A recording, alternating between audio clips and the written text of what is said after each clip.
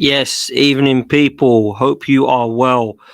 Oh, I hope you are a lot better than I've been in the last couple of days. My goodness. I went away for the weekend for my mum's 60th. Happy birthday to my mum. Make sure you all say happy birthday to my mum in the chat. Oh my word. And unfortunately, my niece brought in a sickness bug to our villa, and we all got it. Literally, apart from my parents, there were seven of us, and the five of us got it. Oh my word, kids are always ill, aren't they? And literally has wiped us out, and I still feel and look a bit pale still, unfortunately. But my God, it's been rough the last few days. I can't lie. But listen, Arsenal wasn't rough in terms of the result last night. So I wanted to talk to you all about it. I just thought I'd do a little bit of a last minute stream, see if I can get through 20 minutes or so. And then hopefully love you and leave you. Tonight, we're going to try and do a show after the football, myself and Lee Judges over on Lee Judges TV. So make sure that you follow us over there as well. Make sure you do me a favor. Two things will make me feel a hell of a lot better. Like this stream and subscribe to the channel, please. We're really close to 16K already. We're nearly at 15 and a half. So make sure that you can get us as close to 16K as possible. Really appreciate the love and really appreciate you all being here so early and love in the chat as well. Listen, people, let's talk Arsenal. It was strange, wasn't it? Because it felt like Arsenal were away forever. It felt like we had an international break again all of a sudden. We had about 9 days off and it felt like about 3 weeks. It was beautiful not to have any FA Cup action. Obviously, I'd rather be in the competition, but it was beautiful to actually have a weekend of relaxation. But then, of course, we couldn't relax too long because Nottingham Forest was just round the corner. And last night, that's what we witnessed. It played out how I thought it would. I went for a 1-0 Arsenal win because I thought it would be difficult to score up there. It's a ground that we've struggled at. I remember in the last 3 times that we've played there, we've lost. And I was kind of present for a couple of them. I remember when we had Arsene Wenger in charge, we lost 4-2 in the FA Cup, and that was not fun. And then when we did go there again when they were still in the Championship, it was the first time in the FA Cup that we wore the all-white shirt to say no more to red, and we lost. And then we went there last season. We were in a title race. They were in a relegation battle. They beat us 1-0. And basically, yeah, title was done. They stayed up for safety. So this time round, I felt like we could go in there a little bit more confident because there was a lot less riding on that in terms of how important that was. But at the end of the day, it was a huge, huge game and massive 3 points that Arsenal needed to get. And I will say this, I actually felt like we controlled the game and bossed it in terms of possession. But yet again, we weren't able to show the threes, the fours, the fives that we wanted to.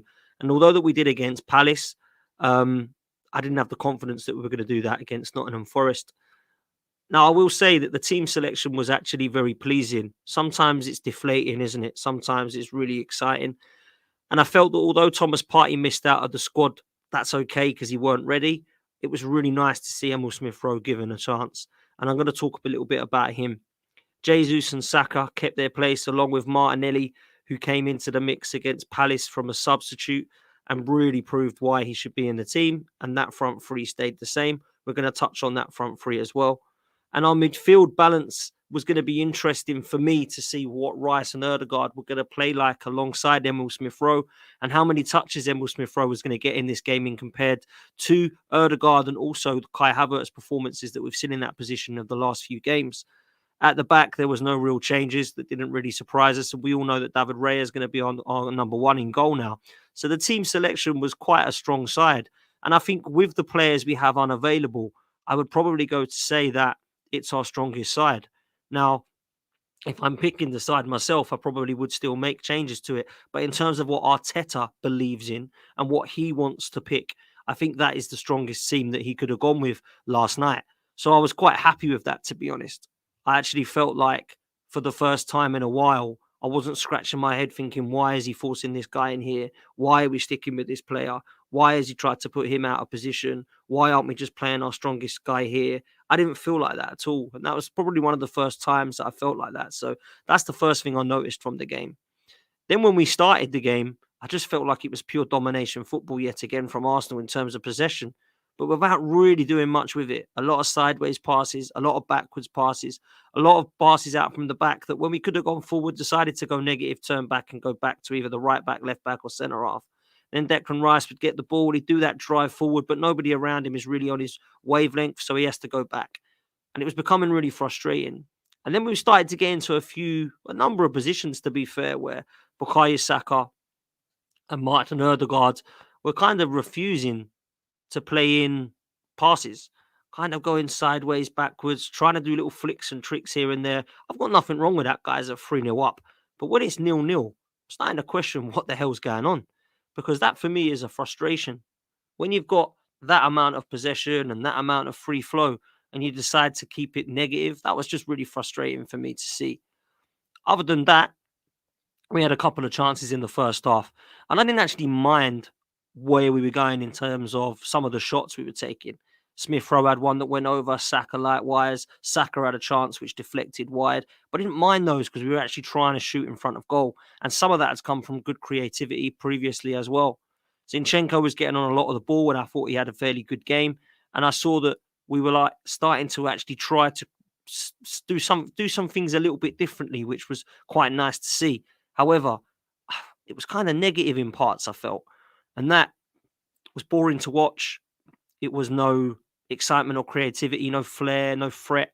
I didn't look at any of the players and think, oh, yeah, you're on fire. Like, if the minute you get in, you're scoring, you're on fire. And that was disappointing to see.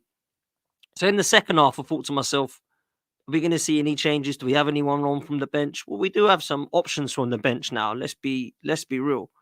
But actually, when you look at it, there's an opportunity for us to score and win this game.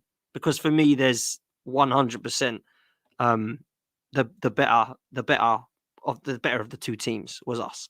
Let's be real. When I saw the second half, I thought, yeah, we're starting to look a little bit more free-flowing and we're starting to capitalise on some of the mistakes of Nottingham Forest. Nottingham Forest felt they could have probably got in behind us a couple of times and they ended up scoring. But I think what I liked most of all was a few performances in particular that I actually think deserve a mention. Now we're going to go through some of the players, positively and negatively. Let's start with Smith-Rowe. For me, some people might disagree, but for me, he definitely 100% had a better game than Kai Havertz in that position. And I'll tell you why. A lot of people will say he didn't do much more than Kai Havertz. You might say that that's fair. I don't think Smith-Rowe was outstanding and deserves to play every single game now for Arsenal. What I will say is, I didn't expect Smith-Rowe to come on, score 2 goals and set the other 2 up. I wasn't expecting Smith-Rowe to walk away with the man of the match ball. I wasn't expecting Emil Smith-Rowe to be pivotal in everything that we did going forward. What I expected from Smith-Rowe was to actually get involved in the game and be an impact player. What I was expecting from Smith-Rowe was to actually try to create something on the ball. When he got the ball, drive forward with it, try to flick it in, try to link up play, try to understand what Smith-Rowe was about in that role, not just in this team. And I think we got that. Every time he got the ball, he did one thing with it. He drove forward with it. Every time he got the ball back from an opponent, he was creating space so that he could receive the ball. And I love the way that Smith-Rowe does that. He receives the ball in such great positions so that when he's ready, he's on the turn and he can then drive forward with it. And what I didn't see from Smith-Rowe, which I see from Kai Havertz quite a lot, is negative play. When he wins the ball, what does he do? Drives forward. When Kai Havertz wins the ball, what does he do? Passes it back. Keeps it safe. Sideways pass. Stands there. Doesn't run with the ball. Doesn't dribble past players. Doesn't try to take shots from outside the box. Smith-Rowe did all those things. So although I didn't look at the performance and think, wow, that's like a 9 out of 10 performance, I don't look at Kai Havertz and think, yeah, you're much better than that. I also don't look at Smith-Rowe and think, get Kai Havertz back in this side. So I think we just need to be real about it. Kai Havertz is not a midfielder. He's just not. Kai Havertz is only good as an impact sub further forward in the pitch. That's all I want to be seeing from Kai Havertz. I don't want to be seeing anything other than Kai Havertz as a number 9 in an Olivier Giroud type substitution in the last 15, 20 minutes to try and cause havoc in the box. He's not a number 8. He's not a midfielder. He's not a number 10 in my opinion. For me, Kai Havertz needs to be used with the physical attributes that he's got in the box to try and cause havoc. That's all I want from him. So Smith-Rowe was an attacking 8 yesterday. I thought was good last night. He was all right. There was nothing about his performance I looked at and thought, this is poor. Smith-Rowe, he don't look sharp. He don't look fit enough. He looks like he needs to, you know, get to train in a few more weeks. There's none of that stuff whatsoever. But then I read on Twitter and I read on YouTube and I look at some of the people that I actually respect and they're saying, don't think he did much more than what Havertz did. I think, really? I saw a lot more. I saw a lot more positive movements from Emil Smith-Rowe than I've ever seen from Havertz since he's been in an Arsenal shirt. So I thought it was fine. Um, Arteta was obviously very happy with his performance, and I think he's going to say that. He's not going to, like, slag any of his performances off, is he? But when you look at it, I thought it was fair, and that's the first player that I wanted to mention. Football Corner, big up, says like and subscribe, people. Big up, Dan. Thank you so much, man. Let's make sure that we do that, please, people. For those that didn't hear, I am feeling very well, and I haven't for the last few days. So I'm trying to get through this stream. So make sure you do me a favor, hit a like and subscribe. So it can make me feel a bit better and hopefully boost my energy a bit. So yeah, much appreciate that, Football Corner. Thank you very much. So that was the first player I wanted to talk about. The other two I want to mention is Gabriel Jesus and Bukayo Saka, because a lot of the time I hear a lot of negativity from both of these players. But last night they delivered. Now, I didn't think either of them played outstanding. Gabriel Jesus, I think, got player of the match on TNT just because of his movement and the fact that he had a never say die attitude. I feel like if he would have put that shot away that hit the post, it would have been an unbelievable move and a great goal. And fair play to Jesus because he did get the goal. Now, it was absolutely awful goalkeeping from Matt Turner, a goalkeeper I said we should never have bought. Absolutely shambolic to go through his legs there. I mean, my mum actually texted me and said, is he still playing for us? It was poor. It was poor. But I was really happy for him because I do feel like sometimes he gets a hard time. I think if you look at what Gabriel Jesus is as a footballer, you'll respect him. But when you say he's a striker and he don't score goals, people then just assume that he's rubbish. And I've always said that when he did make that statement in Brazil about it potentially being a player that doesn't score goals, whatever the comments was, I always said that does not mean he's a shit footballer. He's a very good footballer, Gabriel Jesus. There's a lot that he brings to the side. And I will go as far to say without him last night, we don't win the game. So that's how important he can be. Now, do we need an upgrade? Yes, different conversation. Do we look at Jesus as a squad player differently? Yes, different conversation. Can Jesus be put out more on the wide areas? Different conversation. But let's talk about Jesus right now, not his future. Let's talk about him right now. He's the best that we've got up there. And I was quite happy with him. I can't lie. I didn't think he was outstanding by any means, but I didn't think anybody was. But I actually looked at his work rate, looked at what he was trying to create, looked at what he was doing for the team, and I was happy with it. So I've got to say that Jesus, to be fair, good goal, gets the assist as well for the second. So he can hold his head up high. I thought Bukayo Saka was pretty poor again, if I'm honest. I can't lie. And people are making excuses about it being Ben White's fault. And I don't really buy that, I'm afraid. I'm sorry. I really don't. I don't get this, oh, Ben White doesn't overlap, so Saka's no good. No, Saka's no good because he's got to look at his own performances at the moment. Saka's not taking on his man. Saka's not beating his man. Saka's not cutting inside and shooting anymore. Saka's not dribbling past or getting them cutting runs. Saka's not delivering the balls like he used to. Saka just isn't Saka at the moment. And players go through bad form, and maybe that's what it is. People think he's knackered. I don't think he's knackered. I just think he's poor at the moment. Because when he's not been at it before, people haven't said it's to do with his tiredness. He's just had 9 days off. Yeah, he's had a week in Dubai sunning it up. You can't say he's tired anymore. This is just a poor form at the moment. And I just look at his performance last night, and again, not great. But what did he do? He scored. I think it's 7 goals and 7 assists now from Bukayo Saka. Nothing to be ashamed of in any of those stats, but some of his individual performances have not warranted that 7 goals, 7 assists, because I don't think he's played very well.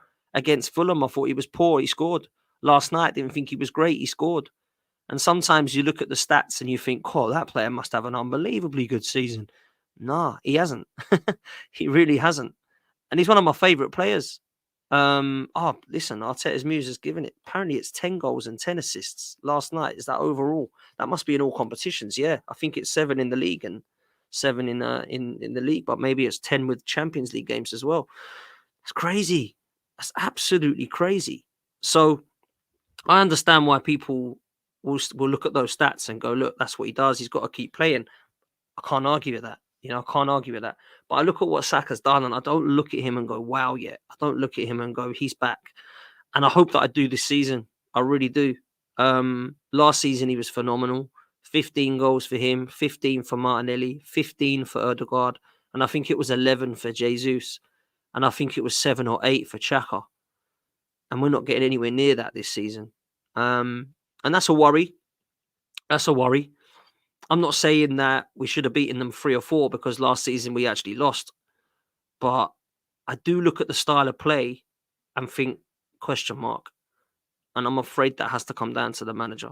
And Mikel Arteta has to hold that because he's changed the style of play. He's made us a more controlled or possession-based team. And I just don't think that that's going to be sustainable to go and win a title. I understand it for certain games. Trust me, I do.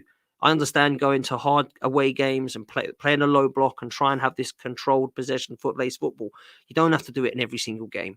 And unfortunately, we've tried to do it in every single game, and it has failed in a few options for us. I think the Fulham game, the Fulham game home and away, Chelsea away. Obviously, we lost games at West Ham, and we've dropped points previously at the North London derby. Too many games that we've dropped now. Too many games. So I have to look at it and say that Jesus and Saka, although they did well last night with their goals and their assists, I still need to see more.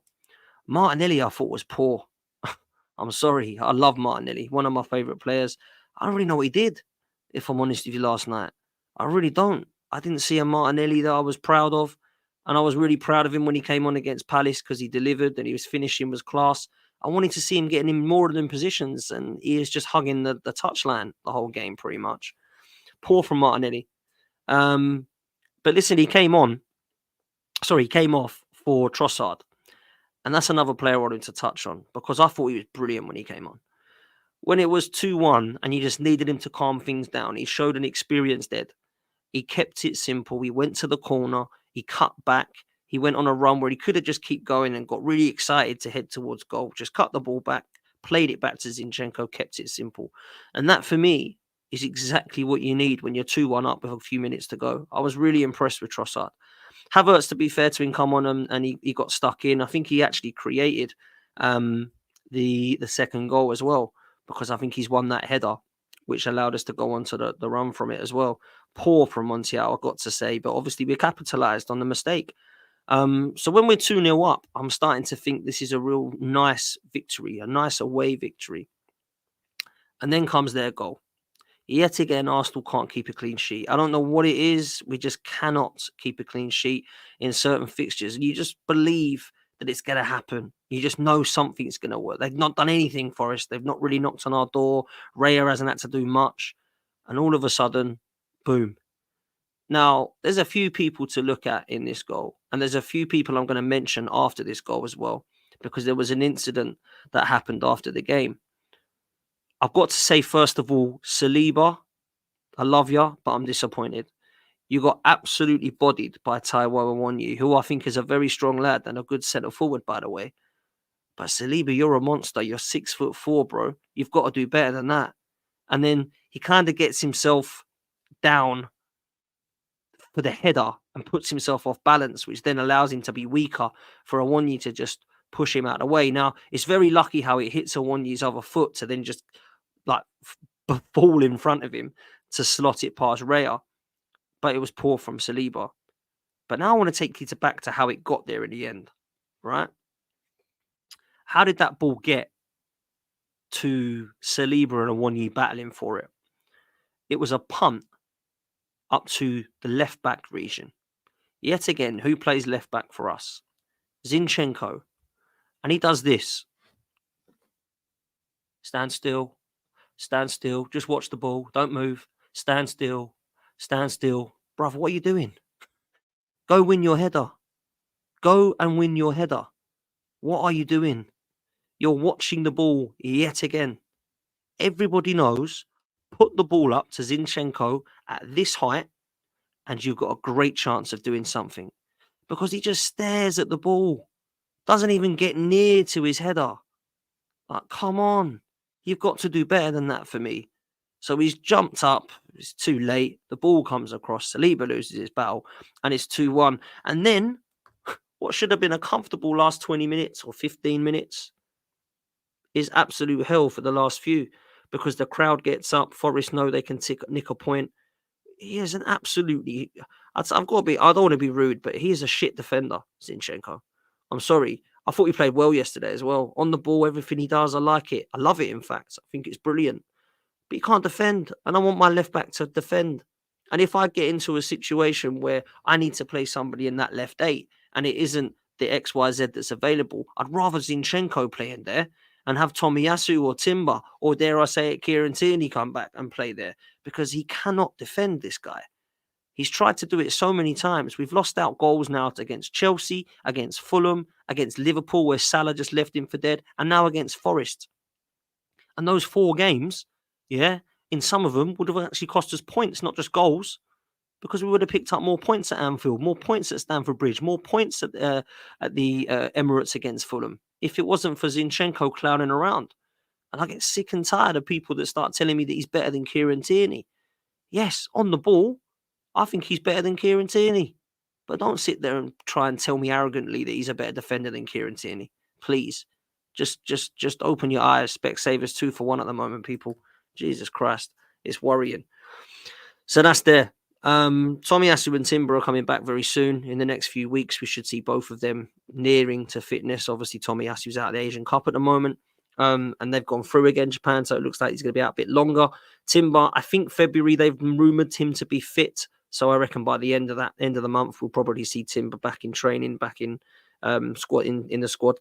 Sorry. So I guess March, April, May, we'll have a fully fit squad. Partey looks to be back as well, which is great.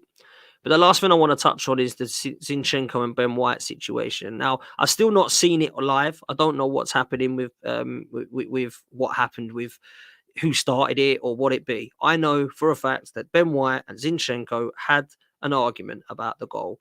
And I think fair play to Ben White, because Ben White's calling Zinchenko out for a poor defending.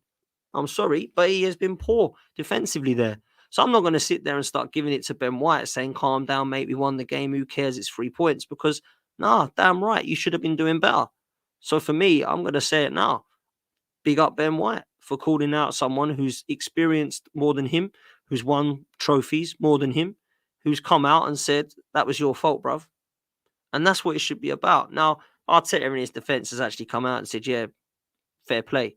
Like, I think it's good they're calling each other out. I love the passion. I love the desire. He had to split them up and have a conversation with them individually. Listen, I'm sure it's water off a bridge, under a bridge now, and I'm sure it's one of those things that they'll just get on with the next game.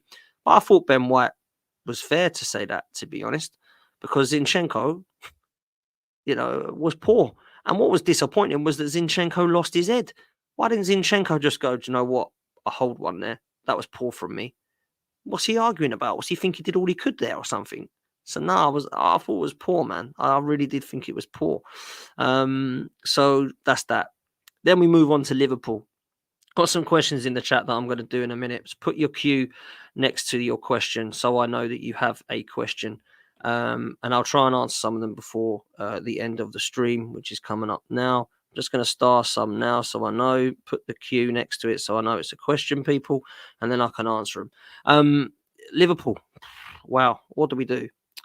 Is Thomas Partey fit is my first question. If he's fit, he plays for me. If he's fit, Thomas Partey plays in the middle with Partey, Rice and Ødegaard. Your front 3, your back 4, and obviously your goalkeeper. If Partey is not fit, we've got a massive question mark in midfield. Does he start Kai Havertz? Does he start Emil Smith-Rowe again? Does he play Jorginho and put Rice in the 8 and Ødegaard in the 10? There's a lot of question marks there. I'm going to go with the latter in this one. I'm not really a massive fan of Jorginho. I really don't think that he is an unbelievable player. But I see him against Man City, and I've seen him against teams that we needed that control in midfield, and it's worked. So I'm going to go with a starting 11 if Partey's not fit. This is of Jorginho in the Partey role, and then Rice and Ødegaard. I don't think Havertz or Smith-Rowe get in this one. In my 11. What do I think he'll do? Knowing Arteta, he'll probably play Havertz. But I don't think he should do that. I think it should be Jorginho holding and then Partey and Ødegaard. Rice and Ødegaard. And that's if Partey's not fit. Now, I feel personally, Partey coming on like he did against Man City, where we actually created the goal that we won the game from, would be good if he can get 15, 20 minutes. Whether he's going to start or not, I really don't know. I really am not sure. But I hope that he can. I hope that he can. So we'll see. Let's take your questions. I'm only going to take a few because I need to jump off this stream. Jake, big up, says, do you think Arteta will start Timber over Zinchenko when he gets back to full fitness? 100%. He started him in the Community Shield game. I have no reason or doubt that he won't start him again. I think that he's 100% looking at that, thinking, yeah, we can start Timber over Zinchenko. So, yeah, man, that's what I would do, and that's what I think will happen. Ali D, big up yourself, says, do you think we'll sign someone by tomorrow? In my opinion, I'm glad they ain't giving this fraud more money to waste. No, we ain't signing anybody, my bro. We ain't signing anybody, man. They ain't going to be happening. We've sold Souza today, left back, youngster, gone to Villa. Very strange. Considering we actually need a left back, I thought he might have been given a chance instead of having to play bloody Kivior there. But another madness happens and we sell him. And we've sold him to Aston Villa, who apparently we're fighting with at the moment. Very, very odd. Didn't expect that one. But I don't see anybody coming in, mate. I really don't see it happening. I think we're done. Even though Arteta said yesterday, apparently, in our press conference, that we've got a small squad. It's bizarre. Anyway, where are we? Lil Tim says, since Partey might start, I'd start Jorginho. What do you think? Yeah, mentioned that, bro. I actually think I would as well. That's the one I would go with 100%.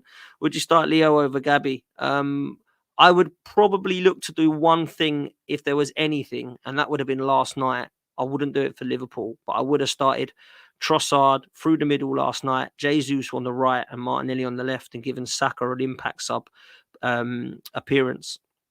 But last night he got it right. Saka scored. I don't think we'll do that against Liverpool, though, I have to say. So that's the way I see it. Where are we? Root cause. Sorry, Dan, but your intro music is sick, man. Big up, man. Thanks very much. I much appreciate that. That's come from a good friend of mine, Matt, who's I'm going to put in the description so you can go spread the word, because he does a lot of good music, man. So make sure that you do that and go and check him out. Big up to Aaron, says Potsy. Big up, my bro. Hope you're well. Listen, we're going to leave it there. Hopefully against Liverpool, we can continue this run of form. We beat Liverpool. The title could be in sight again. At the moment, I think a lot of people are starting to believe that might have slipped away, but there's a long way to go. Sam was on here the other day saying 25th of January it was at the time. Nothing's done. So there's definitely time for that. However, we need to beat Liverpool if we want the title. We really do. And I think Man City will win the league still. And I think Liverpool probably nick us to second the way that we're playing. But football can change a lot. I mean, football can change a lot in 7 days, let alone 7 months. And we have several months now to really prove ourselves. You know, we've got the whole of February, March, April and May. You know, 4 months of football to prove that we still want to win the title in the Champions League. We've got to do all we can to do it. It doesn't look like we're going to have any players coming in. Looks like we're going to have to do it with this squad. So we're going to have to need a little bit of luck as it goes as well. Listen, before I see you out with this sick intro music, as everyone's saying, big up. Thank you for that. I want you to do me a favor, please. Please smash the like button on this video. It's that. You all know what it is. Make sure you hit the like as you leave. Subscribe to the channel. It's only 2 buttons: like, subscribe, and then it does so much for the channel, man. It really does. I can't stress that enough. So thank you all so much for the support. We'll see you next time. Take it easy, and as always, up the Arsenal. Laters, people.